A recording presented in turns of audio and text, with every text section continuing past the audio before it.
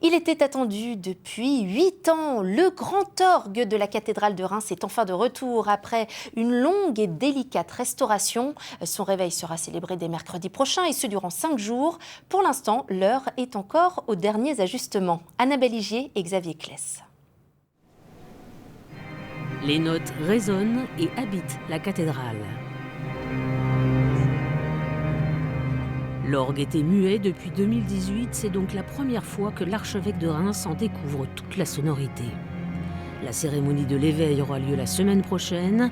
L'orgue est un instrument essentiel dans toute la liturgie catholique.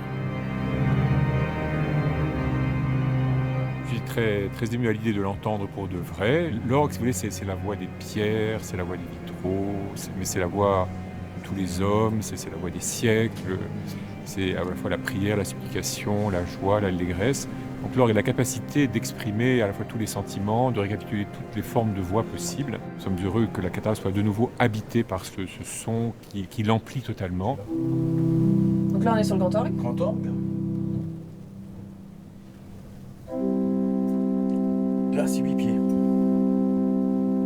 L'orgue datant du XVe siècle avait été détruit par les bombes de la Première Guerre mondiale. Restauré en 1937, il souffrait de problèmes structurels. La restauration a cette fois duré 4 ans. L'ensemble des 20 000 pièces qui le composent a été démonté, nettoyé et remplacé si besoin, tout en gardant l'esprit de son créateur.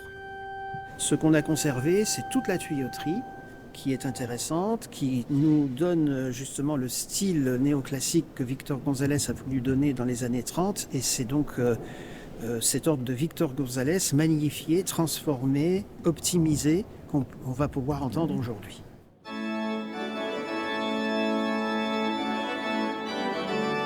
Unique en France, l'orgue de la cathédrale de Reims dispose d'une console mobile qui permettra lors des concerts une nouvelle perception musicale, tant pour l'organiste que pour le public venu l'entendre. Une rénovation et une prouesse technologique qui ravit l'organiste titulaire de Notre-Dame de Paris.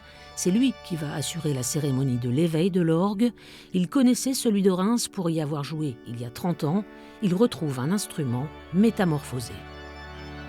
Cet instrument a vraiment conservé ses timbres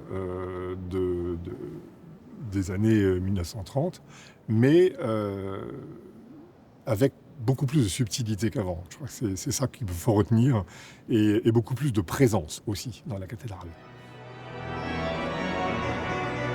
La cérémonie de l'éveil de l'orgue aura lieu mercredi prochain, une cérémonie très codifiée où l'archevêque entame un saisissant dialogue avec l'orgue, une bénédiction un peu comme un baptême, une sacralisation de l'instrument.